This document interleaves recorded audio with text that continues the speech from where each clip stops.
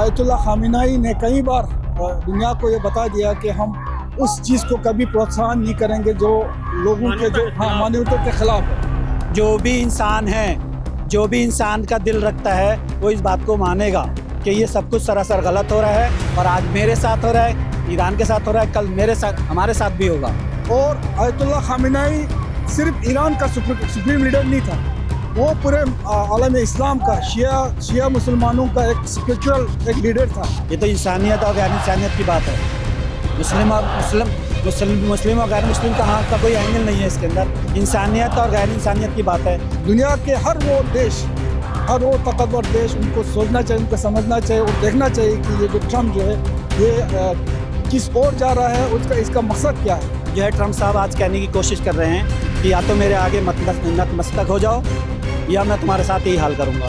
सिर्फ stream file ही नहीं, stream file के अलावा बहुत सारी चीज़ें हैं जिसको छुपाने के लिए ये किया है इन्होंने। और वो कह के गए थे मोहम्मद सल्लल्लाहु अलैहि वसल्लम कि मेरे जैसा, मतलब आने वालों के लिए बोला था, मेरे जैसा इस जैसे की कभी बात नहीं मानेगा, इसकी बैत नहीं करेगा, मतलब इसके आगे सर तस्लीम नहीं करेगा। अयातुल्लाह अली खमेनी साहब की शहादत को अमेरिका ये कह रहा है कि न्यूक्लियर पावर हो रहे थे, हमने उसको ख़त्म करने के लिए, जो आतंक को पनाह दे रहे थे उसको ख़त्म करने के लिए हमें अटैक किया और उसमें सही। रहबर मौज़म आयतुल्लाह खामिनाई ने कई बार दुनिया को ये बता दिया कि हम उस चीज़ को कभी प्रोत्साहन नहीं करेंगे जो लोगों के जो मानवता के खिलाफ है। और आयतुल्लाह खामिनाई सिर्फ ईरान का सुप्रीम लीडर नहीं था, वो पूरे आलम इस्लाम का शिया मुसलमानों का एक स्पिरिचुअल एक लीडर था। और न सिर्फ शिया बल्कि सुन्नी, बल्कि मैं तो समझता हूँ पूरे दुनिया के जो इंसानियत पे जो विश्वास रखते हैं, इंसानियत पे जो बिलीव रखते हैं, वो सब जो है आगा खामनाई को मानते थे। और हर बार उन्होंने प्रूव करके दिया। कल जो टॉक्स चल रहे थे उसमें भी उन्होंने ये बताया कि हम जो है न्यूक्लियर प्रोग्राम की ओर नहीं जा रहे हैं, हम अपना जो प्रोग्राम जो है उसको हम रोकेंगे। लेकिन ये सब ड्रामा है। आज दुनिया के हर वो देश, हर वो ताकतवर देश, उनको सोचना चाहिए, उनको समझना चाहिए और देखना चाहिए कि ये जो ट्रम्प जो है ये किस ओर जा रहा है, इसका मकसद क्या है।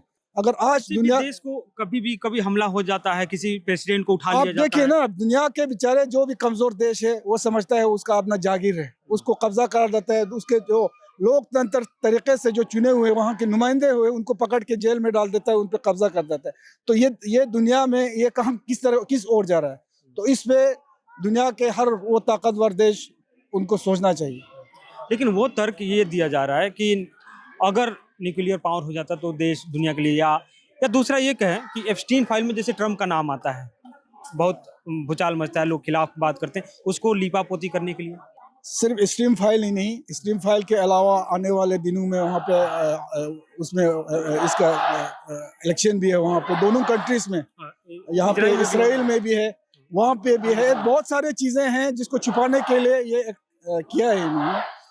अदरवाइज साथ में बातचीत चल रहा है, बातचीत चलते चलते इसे एक करने की उसकी क्या ये ज़रूरत है। और दूसरा न्यूक्लियर पावर, जबकि ईरान और खामनाई साहब ने हमेशा बोला है, लेकिन मैं ये भी बोलता हूँ ना कि न्यूक्लियर पावर क्या अमेरिका नहीं है? फिर अमेरिका खुद भी बंद करो, इसराइल भी बंद करो, नॉर्थ कोरिया, हर किसी के पास आज न्यूक्लियर पावर बने हुए हैं। क्या इराक की तरह ईरान को बनाने की कोशिश है ये? इराक में जिस तरीके से इराक में जेनोसाइड किया, इराक को तबाह किया, किस नाम पे? इसी नाम पे किया था ना। हाँ। तो बाद में क्या निकला? कुछ नहीं मिला। तो ये सब एक बहाना है। ट्रम्प चाहता है कि दुनिया जो है वो अपने मुट्ठी में लाए, तो इस पे दुनिया को सोचने की जरूरत है। आज ही मुस्लिम देश खामोश है। देखिए, उन मुस्लिम देशों के जो लीडरशिप है ना वो खामोश है, लेकिन जो मुस्लिम देश के लोग हैं वो इंसानियत पे विश्वास रखने वाले लोग हैं।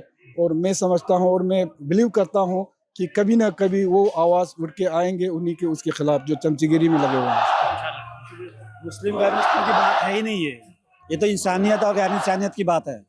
मुस्लिम और गैर मुस्लिम का कोई एंगल नहीं है इसके अंदर। इंसानियत और गैर इंसानियत की बात है। ये कौन सी सभ्य सोसाइटी में जायज़ है कि आप एक इलेक्टेड प्रेसिडेंट को उठा के ले आओ सिर्फ इसलिए कि वो आपकी बात नहीं मान रहा?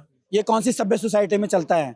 जो भी इंसान है, जो भी इंसान का दिल रखता है वो इस बात को मानेगा कि ये सब कुछ सरासर गलत हो रहा है। और आज मेरे साथ हो रहा है, ईरान के साथ हो रहा है, कल मेरे साथ, हमारे साथ भी होगा।